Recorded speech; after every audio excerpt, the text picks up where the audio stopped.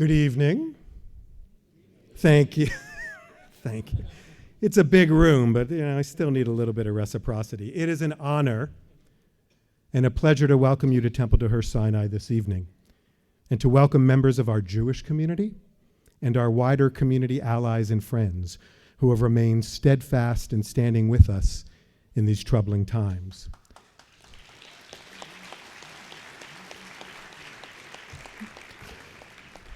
Indeed. Tonight is a celebration of the strength and diversity of our community, even as it emerges out of the deepest disappointment and frustration with how the process and partnership around the exhibit unfolded.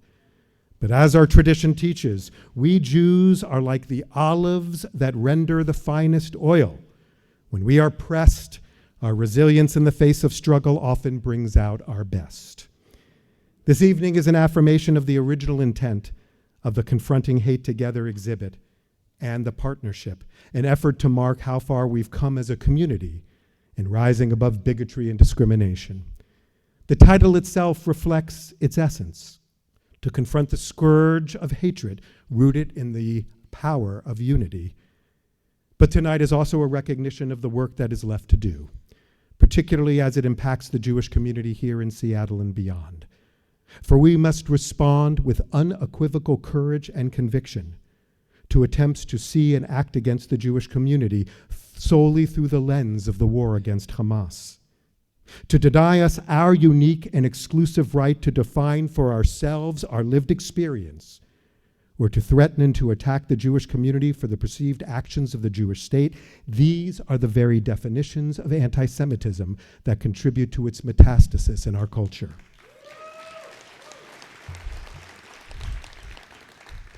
Again, I am grateful for your presence and your witness here this evening, and it is my honor to introduce my friend, colleague, and brother in faith, the Reverend Dr. Michael Trice, Executive Director of Seattle University's Center for Ecumenical and Interfaith Engagement.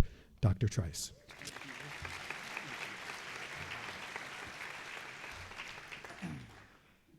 Well, thank you. Thank you, everybody. Thank you, Rabbi Wiener, for this opportunity to share a few words with such a remarkable and august assembly of our shared public. We know I was watching so many of you there looking at the exhibit, and I want to talk about that and our time together. I won't take too many moments, but let me just say from the start, I feel such incredible gratitude for the friendship and the relationship that I have with Rabbi Wiener and with all of the communities, so many of the communities of faith in this region that stand on principle and work hard together for social justice and for the issues that impact all of us. I feel such joy and a deep responsibility as a professor and as a center director at Seattle University in the work that I do every day. Admittedly, like so many of you, my team is doing too much for its own good every day.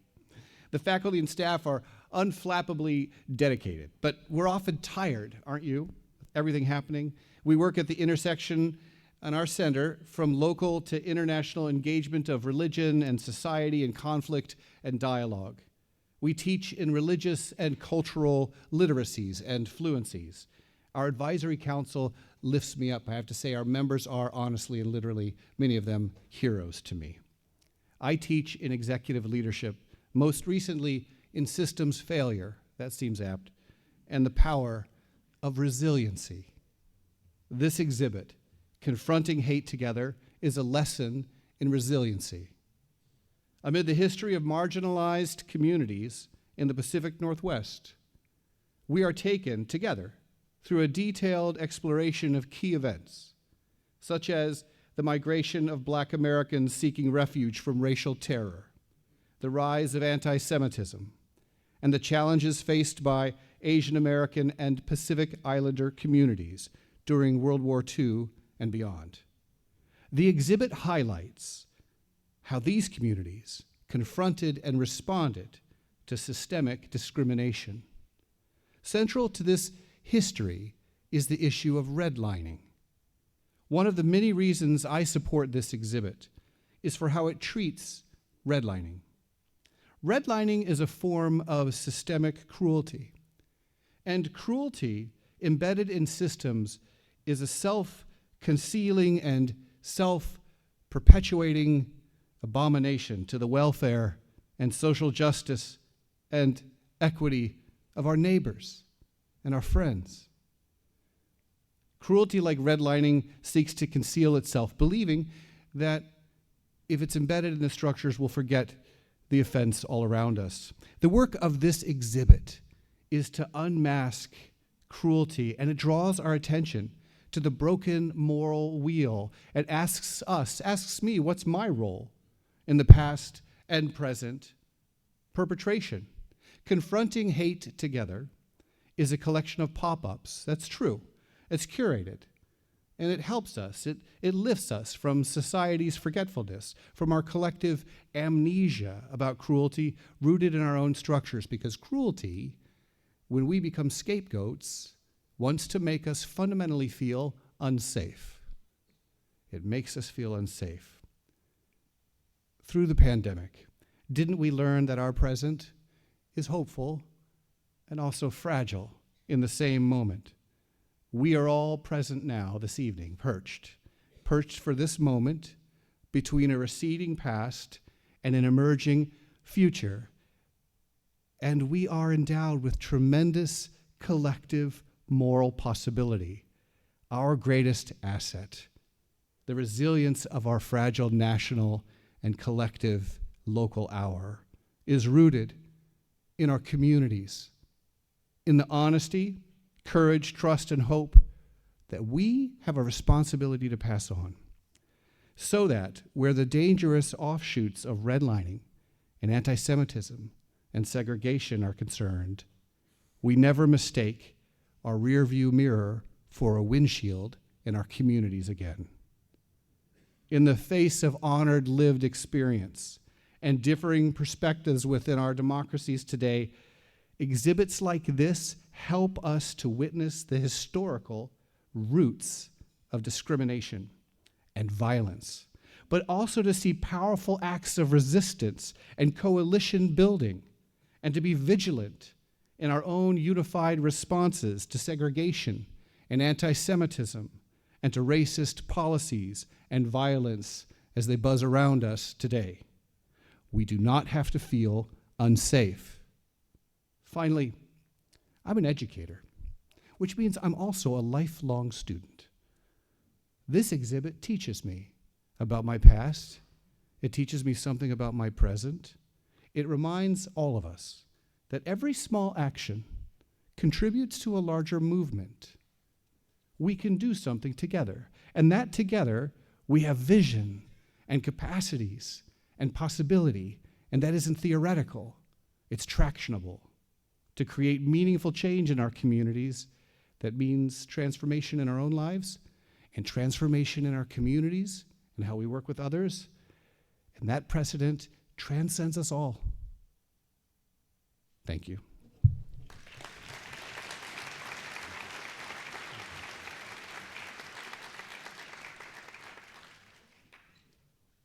Folks, we have an esteemed panel here this evening. Before we get into this, I'd like them to just go around and to introduce themselves. And it really is an honor and a joy to have these individuals as a resource to help us unpack this froth and this difficult situation. Starting with Kiyomi, please.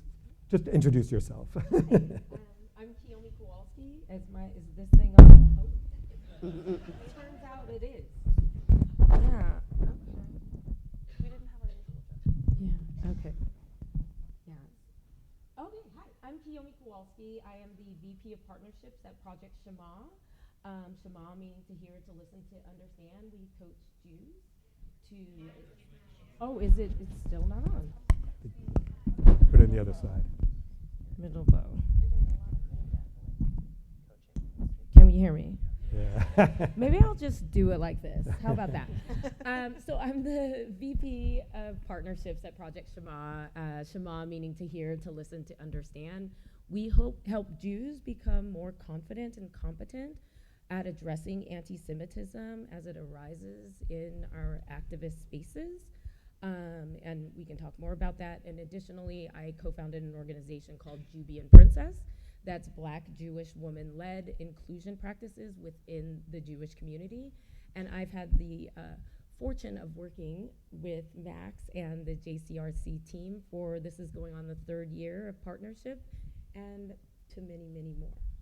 Thank you. Max, for the 3 people who don't know who you are. Does this work or no? Yes, we're hearing Yes? you. Okay. Hi to the 3 people who, for this joke, who don't know me. I'm Max Potashnik. I'm the director of the Jewish Community Relations Council of the Jewish Federation of Greater Seattle. I'm a local to this region. I've been with the Federation about 10 years now. And working with the JCRC is an absolute pleasure. We're a network of 36 local Jewish organizations working to build bridges within and beyond the Jewish community. Wonderful. And Lisa, please. Thank you. And I'm Lisa Kranzler. I'm the executive director of the Washington State Jewish Historical Society and the one who started all of this. Thank you. And this is my 19th year, and I want to give a big thank you to everyone on the panel and to the Temple and the Federation, everyone, for being here tonight. Thank you. Wonderful, thank you. And on that note, tell us how this all started. How did this come together? What was kind of the original vision? And what was the intent of the exhibit? Thank you for asking. So the original intent, just to back up a little bit, kind of came to me a few years ago when our board changed our mission to be very inclusive of building bridges with other communities, as well as collecting history, Jewish history in our state, past history, but also really becoming very relevant and thinking about current issues as they relate historically. And in the fall of 2022, I was part of the Council of American Jewish Museums conference, and it was at the New York Historical Society where I first saw the exhibit, Confronting Hate. And the exhibit really spoke to me. And again, for those of you who didn't get a chance to view it, it is online. And it really is about antisemitism, but of all forms of hate. And it was put on the original campaign from the American Jewish community from 1937 to 1952. And I thought, let's bring it back to Seattle. Let's bring it back to our community. But how can we make it even more powerful? And part of our work is the building bridges with other communities. And therefore, I approached the Wing Luke Museum to join us as a fellow redlined community in the Central District, and started working with them late in the fall of 2022. And then the Black Heritage Society then was asked to join a few months later. So all 3 organizations, we really worked hand in hand together. Our inspiration was basically forming relationships, developing relationships for the good of the community, but also really taking a good look at our history and through a new lens of basically making ourselves relevant. And a lot of people think, oh, like I'm not from here with the Washington State Jewish Historical Society. And I say, are you here now? Then you're making history. And we're making history every day. We live here. And the history that we're making, I mean, it repeats. So this sounds like something that is kind of a no-brainer, a slam dunk, the kind of thing that should generate consensus, communities coming together around shared experience of discrimination, fighting hate, and building on those relationships and that experience moving forward. So over an 18-month period, what happened that seemed to derail this? Right. So what happened? I mean, in a way, what didn't happen? You know, it's hard to believe. Sometimes it's still very shocking to me personally. And I have to say that, you know, the relationships that were built are still the relationships that we have. Many of our colleagues are from the Wing Luke and some from the Black Heritage Society are here tonight. We're very appreciative of that. Allies, thank you.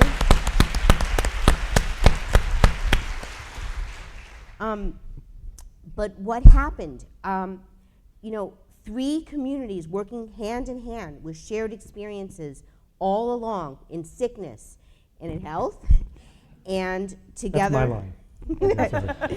Sorry to steal your thunder. But really all along. And this was, happening well before October 7th. And something did change, of course, after October 7th, but the Historical Society didn't really hear about it.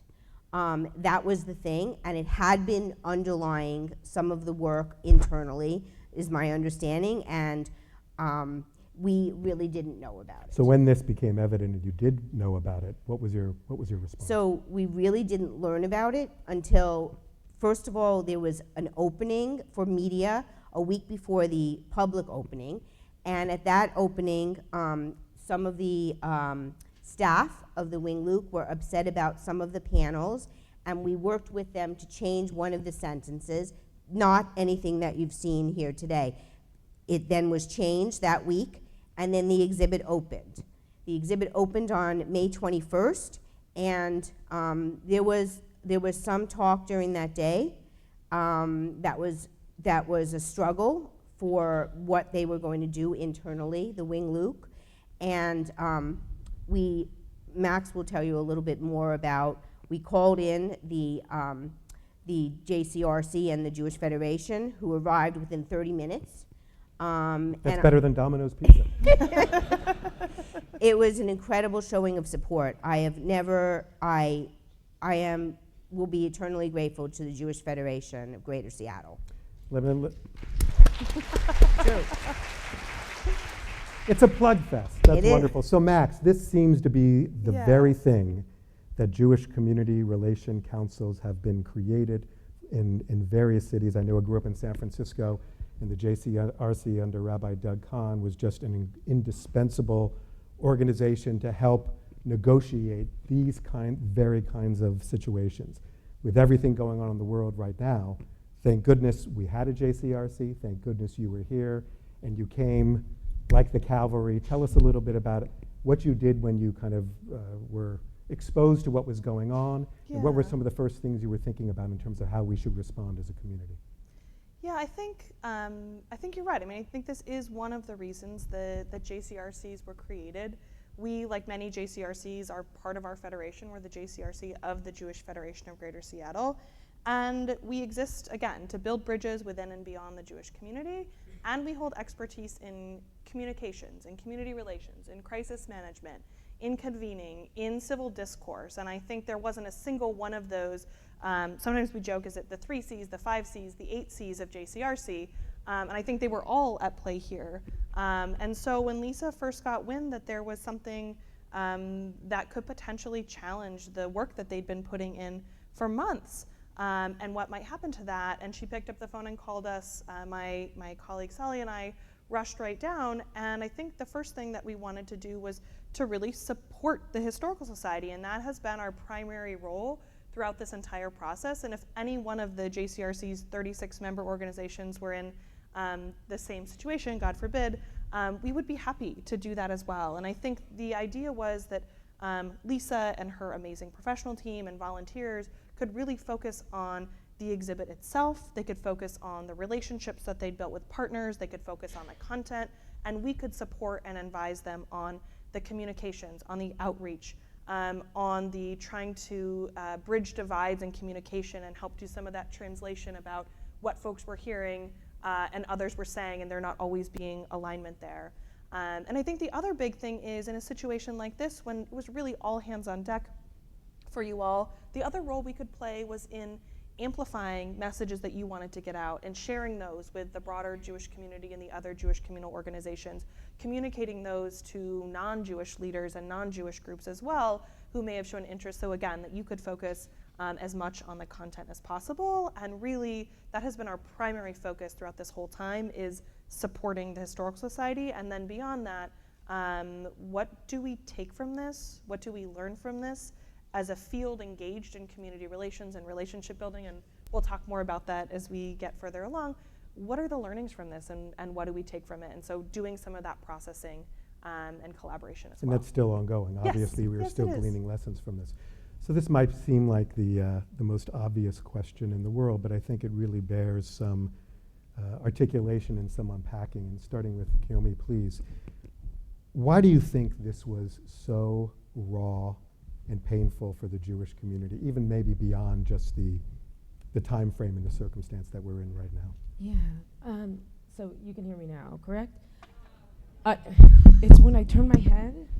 Is that a thing? I'm not allowed to look at you. Oh, okay. There you go. There you go. Okay, here we go. We're good, right? Okay. So I should say I'm in the industry plant tonight. I happen to be on the board of JCPA, so the Council for Public Affairs. And so the work that the JCRCs do across the nation is very dear to my heart. And I think it's really of critical importance that we learn to communicate in a way that is thoughtful of our listeners. So coming from Los Angeles, so I'm an outsider. Are we really? It's that bad. Wow. I'm blaming the microphone. Okay. So here we are. We're just going to keep it like this. So coming from Los Angeles, and really all of my eyes and ears in this community are through Max and her team. I've trained quite a few people in how to engage around anti-Semitism as it arises in these spaces, and how to speak to people in a way that is thoughtful about your listener.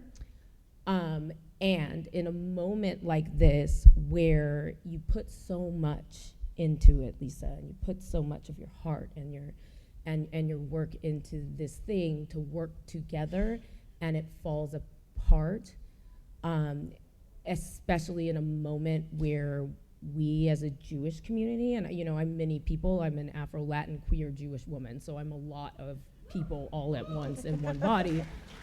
But when we work with the communities that, who do not share our life experience, and they're missing a critical understanding about who we are, and we thought we had that understanding amongst each other, it can be really painful.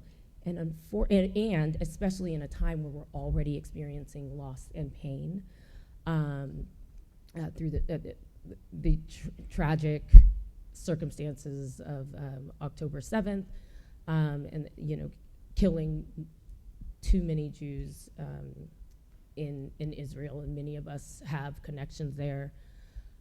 We were experiencing our own amount of pain, and so something like this can feel very healing, and when it falls apart, you feel like you're confronting hate alone. And unfortunately,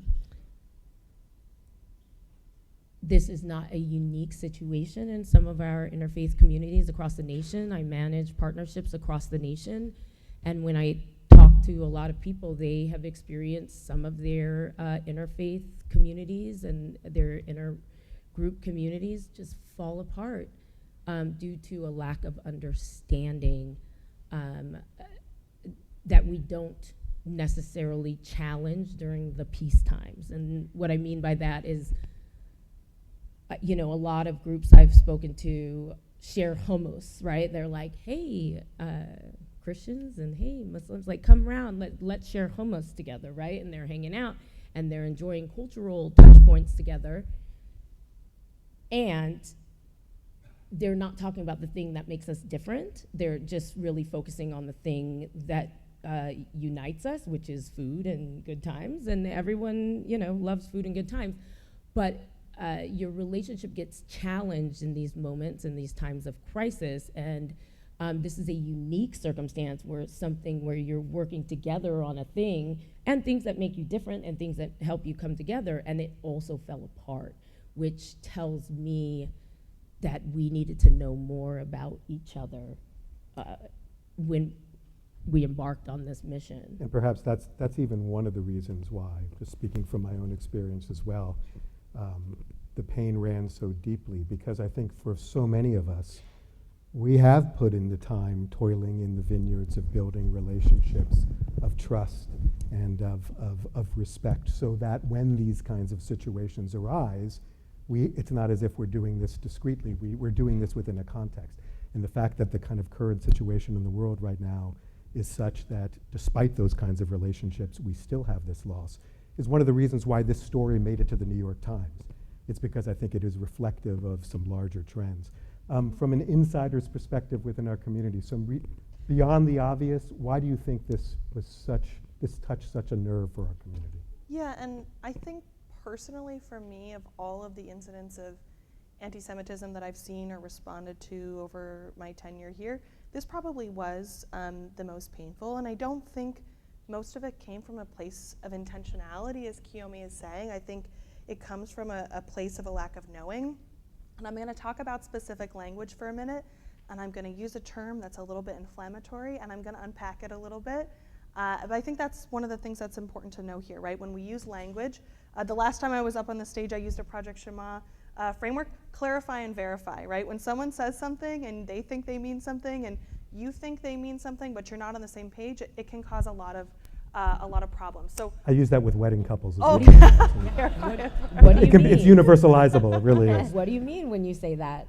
So I'll use the word when I say Zionism and you say Zionism, we might have the same understanding of what that word means, but we might not have the same understanding of what that word means. If we're using that word, instead of talking specifically about what it is that we mean, we're creating spaces where there can be problems, where there can be tension, where there can be conflict, instead of getting to the root of what it is that we're understanding, what our shared understanding is. So one of the phrases that was in the social media posts of the folks who were protested and walked out of the exhibit, there was a phrase in the exhibit, right? It was over the graffiti that was on the Herzl near Tamid synagogue, and it said, Jews everywhere should not be held responsible for the actions of the Israeli government, and it was preceded by a phrase that anti-Semitism can be disguised as anti-Zionism, with Jews everywhere being held responsible for the actions of the Israeli government, right? And those of you who remember seeing the photos at Herzl, you remember, I think there were words like shame and all kinds of other things, clearly expressing an intentionality or a responsibility of the folks at Herzl for what was happening.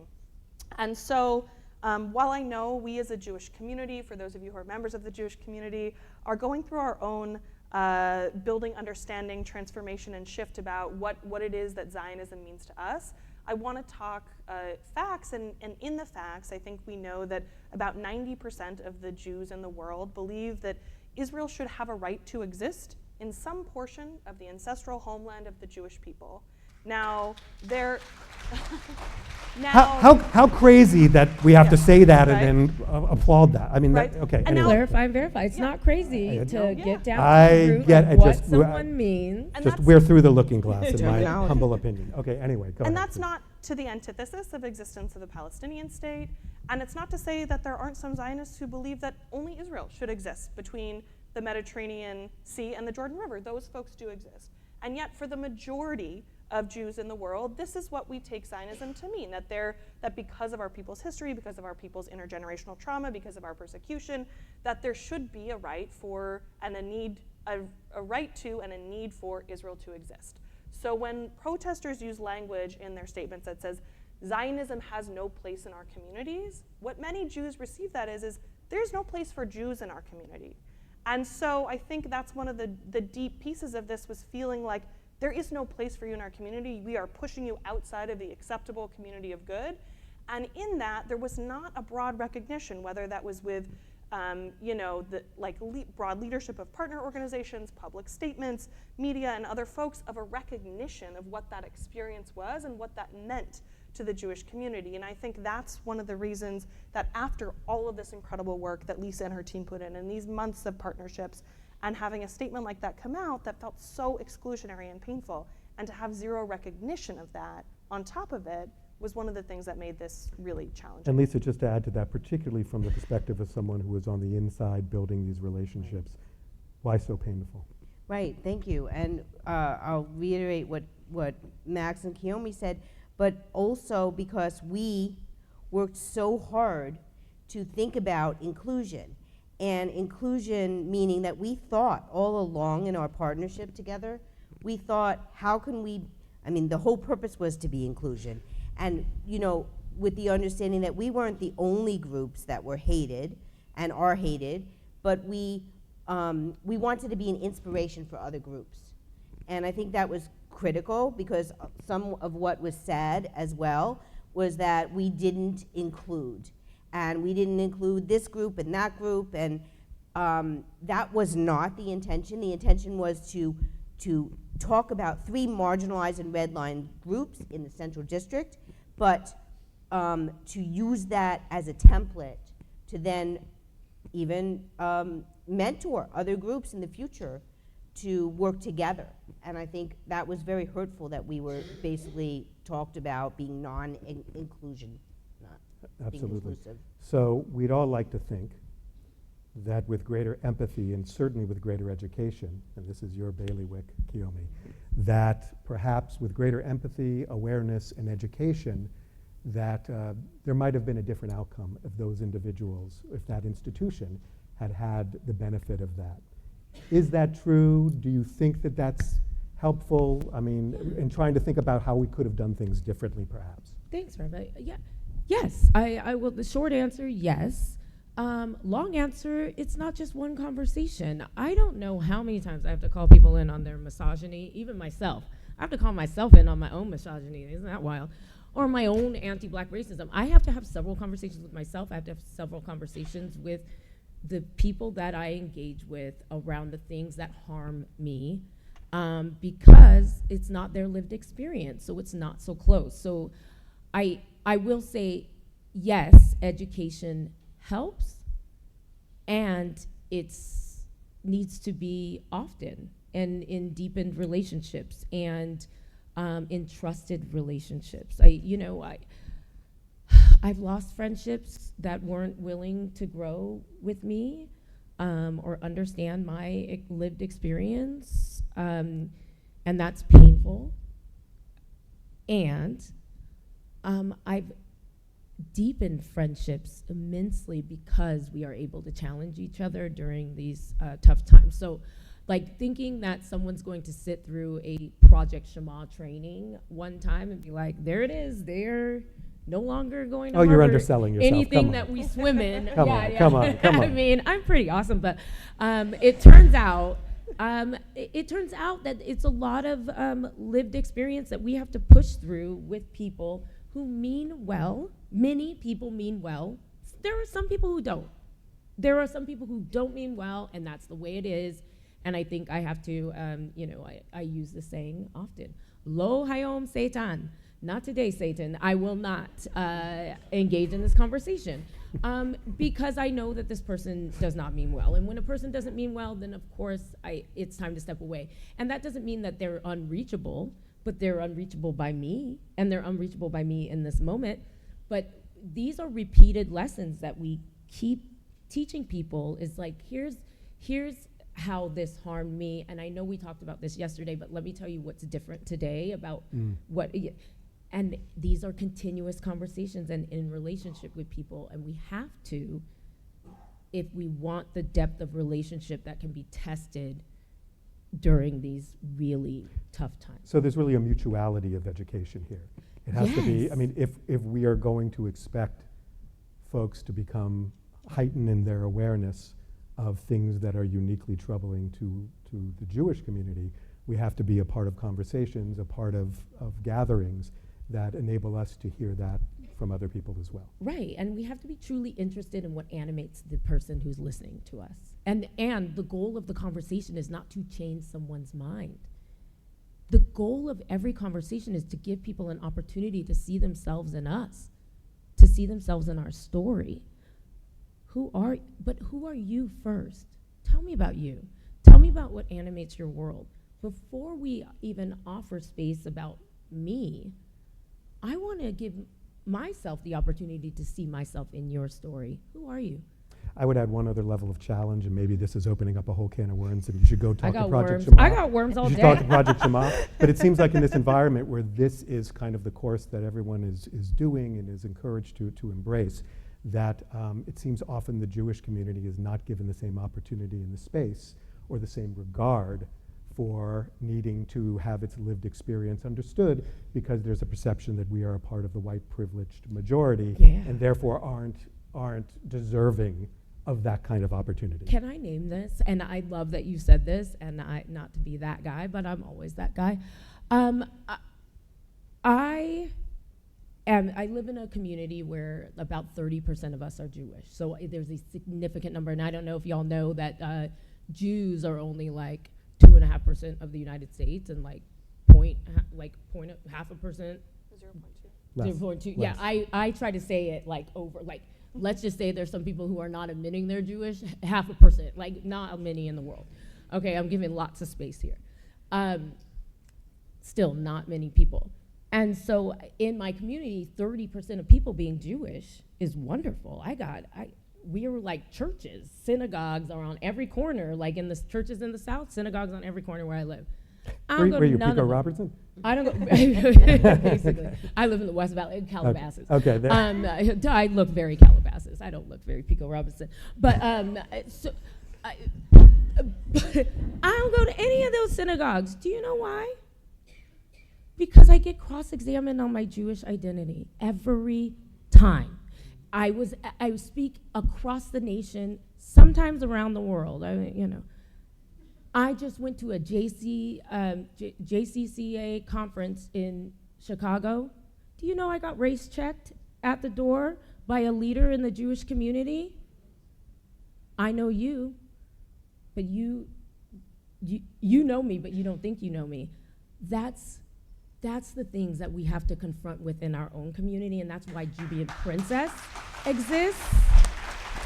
We have to do it within our own community, and then we have to realize that those are not other communities. If you're talking about the AAPI community, you're talking about Jews. If you're talking about black folks, you're talking about Jews. If you talk about all these different groups of people, you are also talking about Jews. They are not different communities.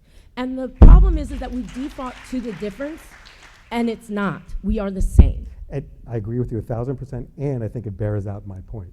I mean, particularly when it comes to how people view Israel as if it's monolithic and we know that it's majority folks of color. Look, I think if we can teach it within our own community that we are all these 100%. different people, 100%. then we can talk elsewhere with a real authority. 100%. Thank you. Lisa, I just want to add one other thing, because I know that education is a critical part of what your organization does. Do you see, perhaps moving forward when we do these kinds of things, do you think an educational component would be something we would want to do early on in the process? Yeah, good. Thank you for mentioning that, Rabbi. So the education component is critical. It was critical. It turned out to be even more critical because of the lack of understanding of terminology that we talked about. And we offered education for 4 months. And I think the thing is that it just wasn't understood how important it was and wasn't received. And I know I pushed, but I could have pushed even more. I don't know if that would have changed things, but going forward, yes, we all need to work together and have mutual education. I think that's critical. Thank you. So please, Max. Yeah, I think this is what Lisa's touching on is something that I think we are experiencing is kind of, to some degree, a blending of the points that you all were making, insofar as, I saw Will Berkowitz here. He says, he coined this phrase in my mind, that October 7th was a tectonic shift in the Jewish community, and the world and reality we are living in today is far different than the one on October 6th. And I think there's an urgency that many of us feel. And I think October 7th really exposed the lack of understanding about Jewish identity, Jewish peoplehood, and anti-Semitism in our world. And so, Lisa, knowing this and knowing some of the challenges, and I'm in these spaces too, and Kiyomi is as well, where we're trying to offer education. We're trying to say, look, we really want to invite you into space to build understanding. And I think one of the challenges in this instance was that maybe there were some folks who were interested and willing to do it, and for others there wasn't the urgency around it that we're feeling. So one, what do we do in a space where we feel this urgency around needing to communicate and bring people in and help build understanding, but it's not reciprocated? And then secondly, when we're in such a triggered and anxiety-driven state, how do we open up the space to hold the curiosity that Kiyomi is talking about when we go into a conversation, that our primary goal isn't to change someone's mind, it's to, you know, help them see themselves reflected in who we are, our experience, and build that you know, that understanding from a place of commonality. And that's a really tough pie to bake in such a tense situation where things were happening really fast, right? So, and thank you. And one quick thing is that was part of the issue completely, is not knowing who we are as an organization, as a community, and again, that's why the phrase in the exhibit panel was so, Triggering. Yeah, exactly. Mm-hmm. So it's all too common, unfortunately, even prior to October 7th, but it really took on a much greater kind of resonance, you know, the whole notion of the heckler's veto and canceling. So the protesters who sought, as a minority amongst everyone who was involved in this, to basically use a heckler's veto to cancel this for everybody, was that anti-Semitic? I got more questions. There. Oh, are we back? I got more questions. Is it helpful to name something as anti-Semitic when we don't have all the information? Tell me. Sometimes, you know, a duck is a duck. Sometimes you're absolutely right. Sometimes you need to know, but sometimes on its face, and I think particularly within the climate that we're in right now, you call it as you see it. Yeah, and I'm not saying that you don't name a thing, because I am like the least person to not name a thing. I think you guys have spent like, 15 minutes with me, and I think you're aware that I will name a thing. And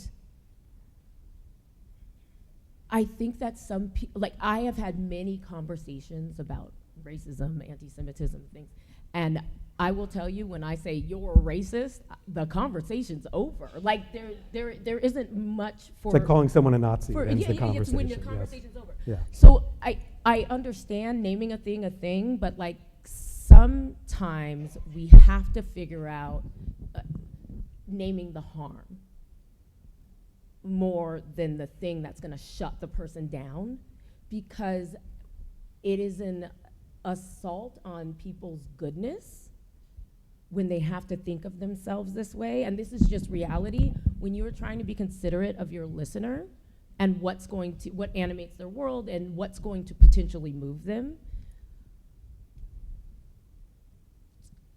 calling them that thing may stop that in its tracks. Not always, but sometimes it will. For many people, it will. And so I want to give the most opportunity for growth. And trust me, I've tried it all the ways. One of the things I didn't tell you is I'm a Marine Corps veteran. So my first... What aren't you? I'm Rabbi. That would be quite the resume. Yes, that would be an easier list, my friend. So I will say that this is like nonviolent communication is not my first language. I have to say, like, I am no pacifist. Like, I am a pacifist. Okay, like. And so I had to learn this language as a way to like possibly be listened to, because I was out there being like, you're racist and you're an anti-Semitic, and like the conversations were over. And so it behooves us to ask more questions, even if we already know the answer. Beautiful. So let's talk again. I mentioned before that this made the New York Times and national news because I think it fit within a larger narrative of national and global trends.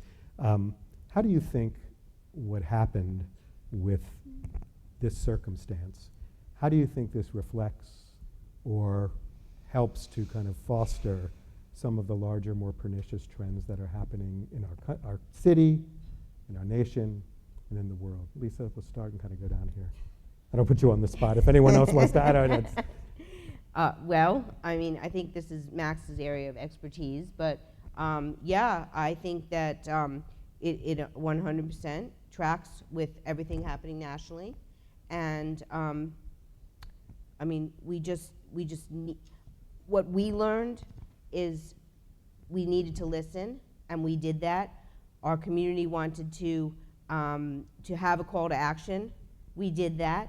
I think that there were steps that were taken that were, people wanted even to do more and activate, and we took the long road and the high road, really, in this. Max, in Yeah. terms of what you're seeing nationally? I think there are a couple things that are playing out here. The first is, I think we all see that locally, nationally, civil discourse, right, is not something that is prolific these days. Whether you're on the left or the right or the far left or the far right, often things are presented as a binary, right? The way news sells is making things inflammatory, is not highlighting stories of building understanding. And when we're living in this space that creates only binary truths, then when we're in a space where you're asked to hold multiple truths, and even though those truths could be conflicting, Kiyomi's narrative and my narrative and yours all exist, and they may all be our truth, and yet there may be conflict there, but we're not really, I think, fostering spaces in which that is the norm. And certainly, I feel like I'm aging myself saying this, but young people these days, Right. like you see that, right? I mean, whether that's TikTok, Instagram, Reels, whatever it is, wherever you're getting your news, right? The pithy one-liners and slogans, that's what sells. That's what brings people in. And nuance doesn't always sell in that way. And so I think that's one of the challenging dynamics we're faced with. And just as like one representation of that, back earlier this year, Solly and I were meeting with UW President Kause and her leadership team, and they told us that there was a shortage of students at the University of Washington who were willing to run for student government because they were so scared about getting shouted down, right, by their fellow students, or how they would be attacked for expressing a position or taking an action or not taking an action, that there's a fear. And I think this is absolutely what played out here. And then there's also the challenge of that we're seeing this replicated in the Jewish community. I think a month or so ago now, there was a rabbi in Brooklyn who was supposed to give a reading at a bookstore, and he was canceled because he was identified as a Zionist. It didn't matter. The rabbi was interviewing Joshua Leifer, Thank whose you. new book, Thank you. Breaking the Tablets. Yes. And just because that rabbi had the temerity to be supportive of Israel's existence. Yes, That was it. exactly, right? So this is something that we've got to, I don't think we have the luxury of ignoring. We have to grapple with as well. And the other piece is, like, we're not alone in that, right? Like, so many other communities are being put in a box because of this binary in which we're operating. And to take it even one step further, it's not only openness to different opinions and hearing one another, but it's openness to forging relationships where we don't have to agree on every single Absolutely. issue. Yeah. That we can come together around things that bring us together and respect our differences, even significant differences, and that still allows us to maintain a relationship. Kiyomi, please comment on that, the larger trends. I please. mean, binary thinking. Where did you learn that, Max? No, I love that. I couldn't have said it much better than Max, but I will say, like, when we see things like this where minority or marginalized groups are pitted against each other, who's winning? Because it's not us. Thank you. The oppressor is the right answer. The oppressor is winning. And I will tell you what,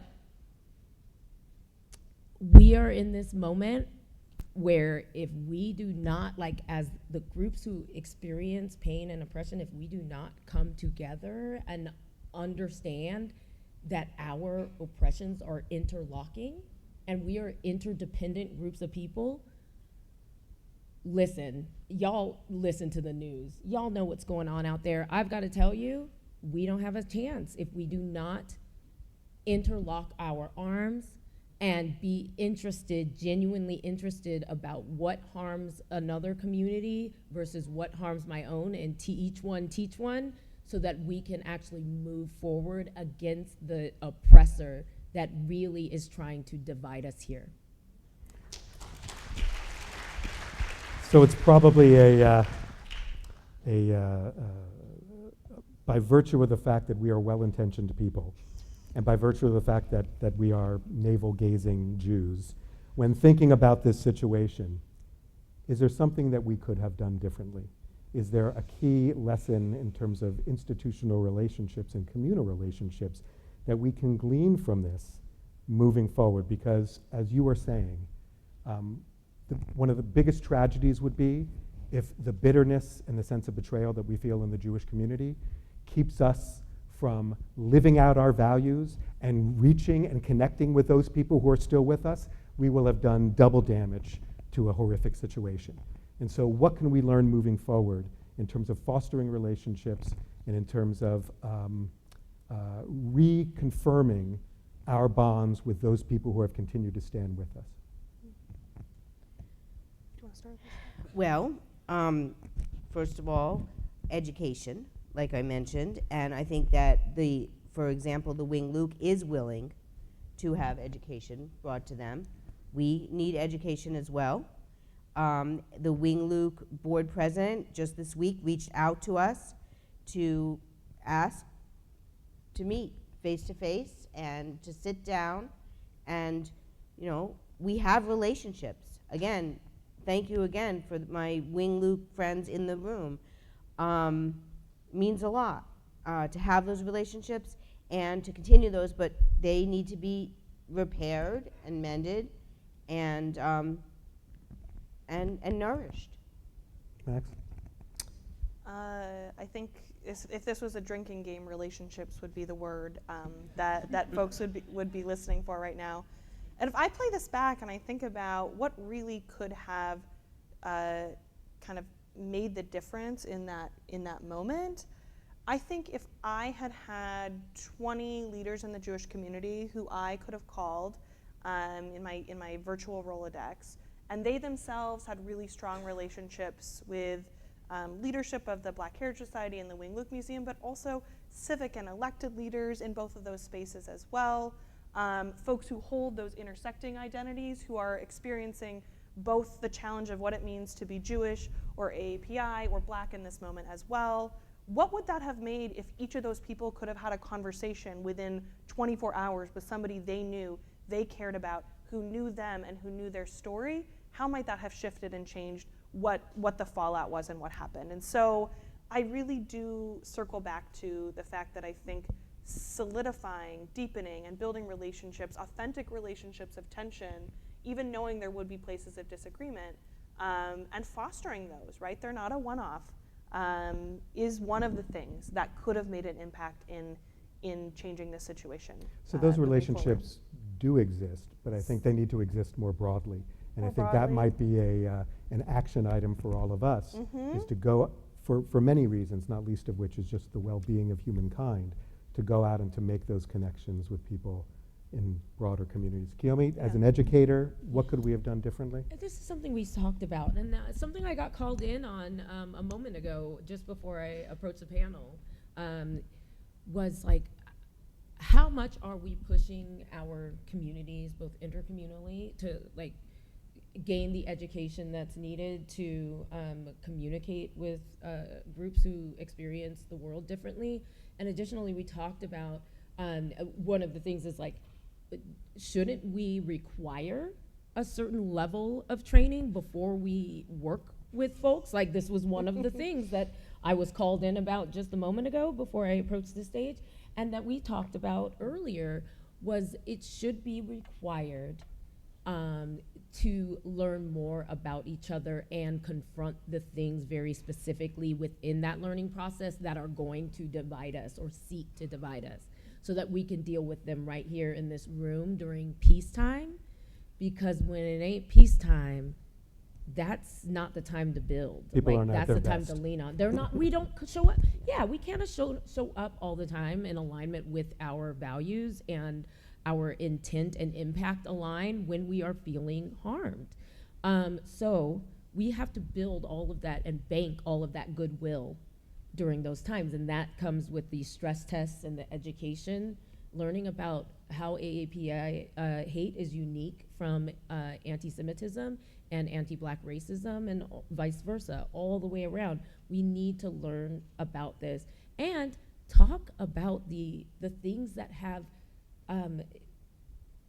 put schisms within our communities, so that we can be prepared when it occurs. Kiyomi, I know your answer to this, but and I probably know Max and Lisa's answer to this, but moving forward, making an effort, taking the initiative to forge these bonds and to create these programs between the Jewish and the non-Jewish community, do you feel burned or do you feel empowered? No, I mean, I'm pretty burned out and ready to go on vacation. That's another thing. That's another thing. I feel empowered.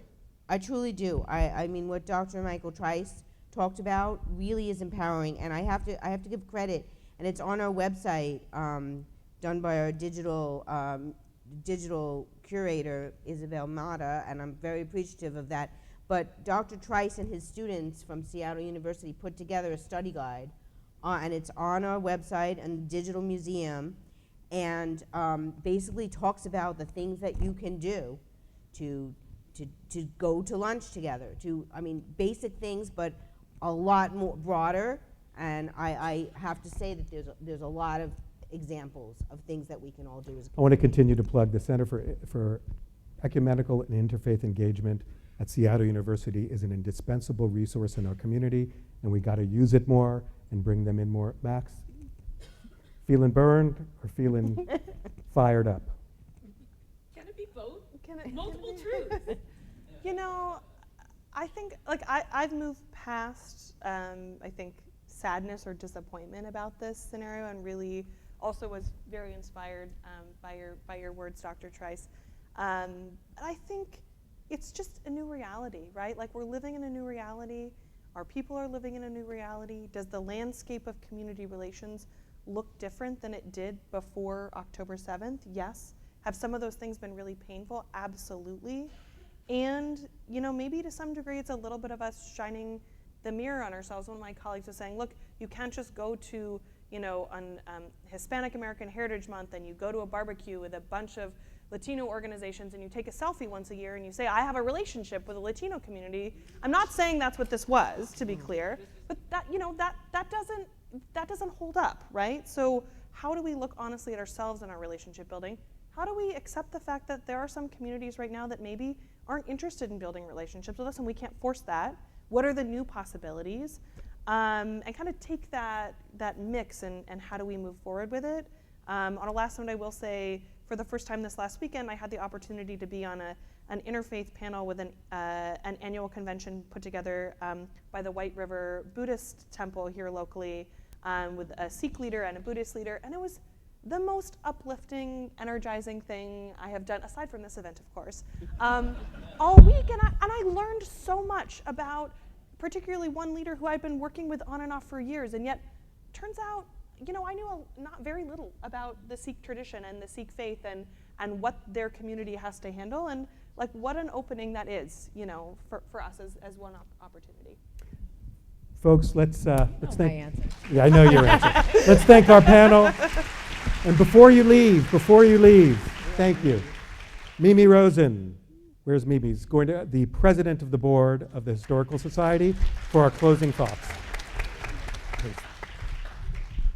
He has to bring the microphone down for me. Thank you. So good evening. Thank you, everyone. Thank you to our panel and Dr. Trice. My name is Mimi Rosen, and I have the honor of serving as the president of the board of the Washington State Jewish Historical Society.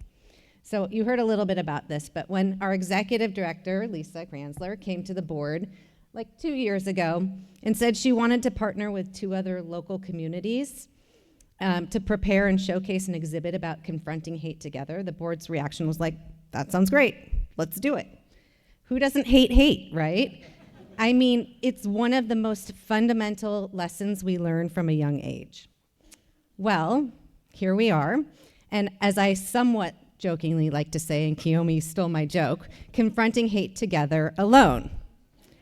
But in reality, I want to take a moment to acknowledge that we are not alone.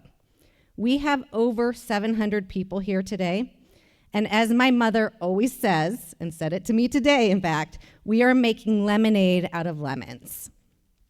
I would like to take a quick moment to acknowledge all our elected officials who are here tonight supporting our endeavor and who have supported our mission.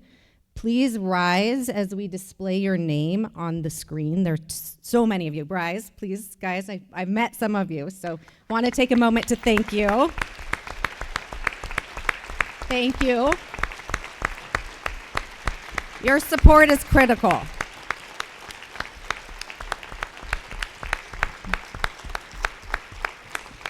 Thank you. I also would be remiss if I didn't thank the 3 women who had the original vision. They are the ones who forged this path and built a bridge. Yes, we have some repair work to do on that bridge, but they started the work and created that foundation. These 3 amazing women are Lisa Kranzler, Executive Director of the Washington State Jewish Historical Society, Cassie Chin, former Deputy Executive Director of the Wing Luke Museum, and Stephanie Johnson Tolliver, President of the Black Heritage Society of Washington State.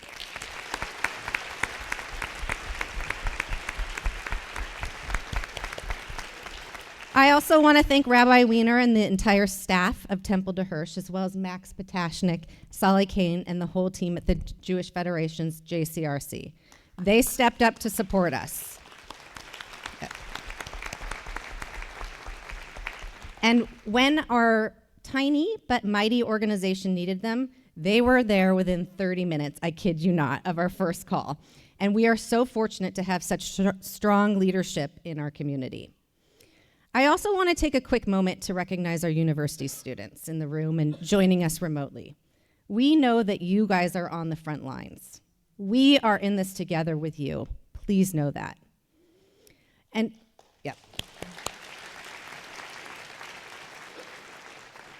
I wanted to fill everybody in a little bit about the Washington State Jewish Historical Society. We're going back to our roots. We're going to try and help strengthen our community, and we will once again focus on preserving and collecting oral histories from our community in Washington State. We cannot do this work alone, and we have to do it together. And we are going to confront hate together with each of you. And so we ask all of you here tonight to become members or make a donation or do both. And as a thank you for joining us tonight, we are giving each of you your own copy of the book that the Washington State Jewish Historical Society published a few years ago called Distant Replay, Washington's Jewish Sports Heroes. They do fill a whole book.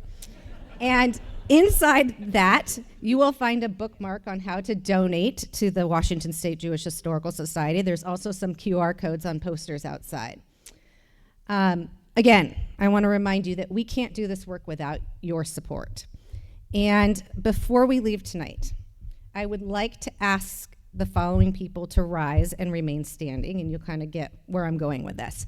But everyone who has served the Jewish community in any way, so board members, volunteers, professionals, people who were on committees, please rise and remain standing. I know you're out there, because I know a lot of you. Okay. Now, those who committed to taking action from tonight's small group discussions, please rise. Those who care about history and its critical role for future generations, please rise.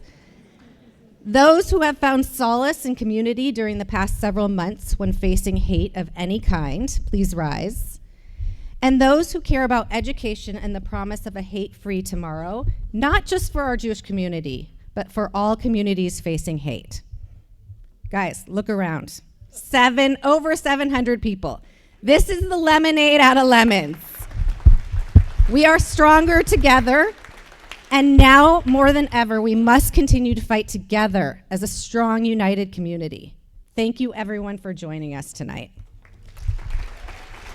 And allow me to be the first to wish you all an early Shana Tova. Go out, make it a good one.